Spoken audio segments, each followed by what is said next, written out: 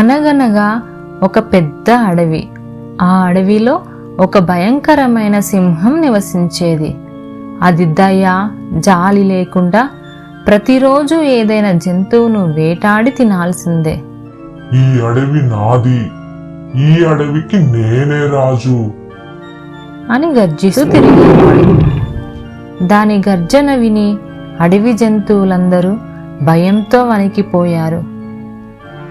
ఇలా రోజు సింహం మనల్ని వేటాడి చంపి తింటుంటే మనలో ఒక్కరం కూడా మిగలము అని జంతువులన్నీ కలిసి ఒక రహస్య సమావేశం ఏర్పాటు చేసుకున్నాయి.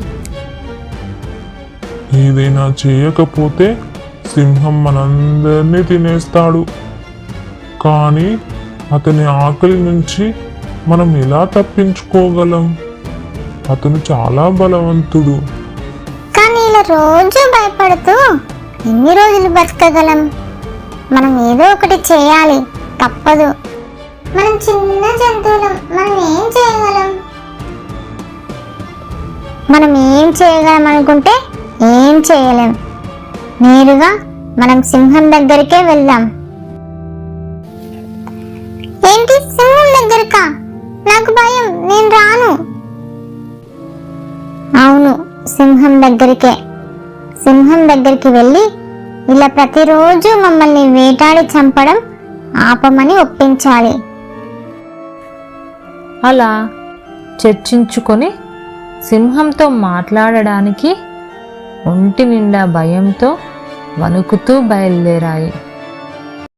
ఏంటి, అందరూ కలిసి వచ్చారు? ఏం కావాలి మీకు? ఒకేసారి అందరూ ఆహారం అవుదామని వచ్చారా? సింహం అలా అనేసరికి భయంతో జంతువులందరూ పారిపోయాయి. కాసేపటి తర్వాత కొంచెం ధైర్యం తెచ్చుకొని అవి సింహం దగ్గరకు వెళ్ళి తమ ప్రాణాలను కాపాడే మార్గం చెప్పారు. మొదటగా ఏనుగు ముందుకు వెళ్ళి, ఓ సింహరాజా, దయచేసి మాకే తెలియకుండా మమ్మల్ని వేటాడి చంపడం ఆపండి. వేట ఆపాలా? నేను గడ్డి తినాలా? మమ్మల్ని మరీ అంత అధ్వానంగా చంపకండి రాజా. అవును సింహరాజా, మీకు ప్రతిరోజు మేమే ఒక జంతువును ఆహారంగా పంపిస్తాము. అదే సరి అయినది. మీరు నిదానంగా ఉండగలుగుతారు. మేం భయంతో ఉండాల్సిన పని లేదు. మీరు వేటాడి కష్టపడాల్సిన పని అంతకన్నా లేదు. నేను కష్టపడాల్సిన అవసరం లేదా? మీలో ఒకరే ప్రతిరోజు నా దగ్గరికి వస్తారా?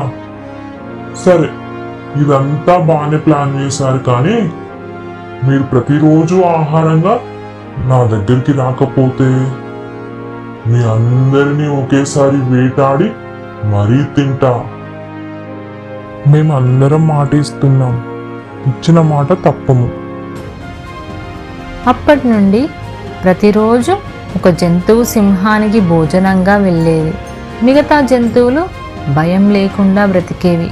వాటి సమయం వచ్చే వరకు ప్రశాంతంగా ఉండేవి. కొన్ని రోజుల తర్వాత కుందేలుకి సింహం వద్దకు వెళ్ళాల్సిన సమయం వచ్చింది. మిగిలిన జంతువులందరూ భయంతో వణికిపోయారు. చిన్నదానా, ఆ సింహం నిన్ను ఒక్క క్షణంలో మింగేస్తుంది. కానీ తెలివైన కుందేలు భయపడలేదు. ఆట మొదలైంది అని చిరునవ్వుతో అనుకుంది. ఇది మిగతా జంతువులకు అర్థం కాలేదు. ఏ కుందేలు, నువ్వు త్వరగా వెళ్ళు. ఆలస్యం చేస్తే ఆ సింహం కోపంతో నన్ను కూడా తినేస్తుంది. కుందేలు మాత్రం తన ప్రణాళిక సిద్ధం చేసుకుంది. నేను ఆలస్యంగా వెళ్ళి ఆ సింహాన్ని ఎలా మోసం చేయాలో చూస్తాను అని అనుకుంది. సింహం ఆకలితో చాలా కోపంతో ఎదురు చూస్తూ ఉంది ఆహారం కోసం. ఎవరో ఒకరు వస్తారుగా ఆహారం కావడం కోసం, వాళ్ళ అంతు చూస్తా. కొంతసేపటికి చిన్న కుందేలు నెమ్మదిగా దారి వెంట వచ్చింది. నువ్వేనా నన్ను ఎదురు చూసేలా చేసింది? నాకు ఆలస్యం చేసింది. క్షమించండి సింహరాజా, కొంచెం ఆలస్యమైంది. కొంచెమా? ఎంతసేపటి నుండి ఎదురు చూస్తున్నానో తెలుసా? మీకు ఒక విషయం చెప్పాలి. అసలు ఏం జరిగిందంటే, ఏమిటది? ఏం జరిగింది? నేను ఒక్కదాన్నే వస్తున్నప్పుడు దారిలో నాకు మరో సింహం కనబడింది. ఆ సింహమే ఈ అడవికి రాజంట. తనతో మాట్లాడి వచ్చేసరికి లేట్ అయింది.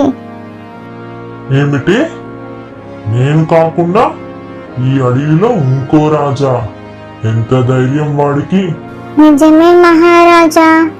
ఆ కొత్త రాజు నన్ను పట్టుకుని, ఇదిగో నన్ను రాజుగా అంగీకరించాలి, లేకపోతే ఆ గుహలో ఉన్న సింహాన్ని తినేస్తాను అని బెదిరించాడు. అతను ఎక్కడ ఉన్నాడు? వెంటనే నన్ను అతని దగ్గరికి తీసుకెళ్ళు. అతను నీకంటే శక్తివంతుడు మహారాజా. కానీ నీవు ధైర్యంగా వెళితే అతన్ని ఓడించగలవు. వెంటనే చూపించు. సరే పదండి, చూపిస్తా. కుందేలు సింహాన్ని ఒక బావి దగ్గరికి తీసుకెళ్ళింది. సింహం నీటిలో చూసింది.